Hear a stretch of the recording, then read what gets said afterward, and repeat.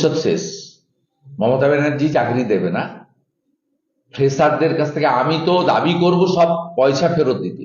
এক্সামের জন্য যে 1000 টাকা করে, 500 টাকা করে, 650 টাকা করে না 750 করে নিয়েছেন, ফেরত দিতে।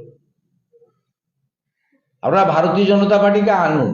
অন্য রাজ্যের মতো প্রত্যেক বছর এসএসসি হবে, ওএমআর এ পরীক্ষা হবে, ওএমআর এ এক্সাম হবে, ওএমআর সিট পাবেন, একটা কপি বাড়ি নিয়ে যাবেন এবং 100 পয়েন্ট রোস্টার মেনটেন করে আজকে SC ST, Hindu OBC, physically challenge এদের পথে বসিয়ে দিয়েছে এই সরকার। বিজেপিকে আনুন, আমরা বয়সের রিল্যাক্সেশন দেব।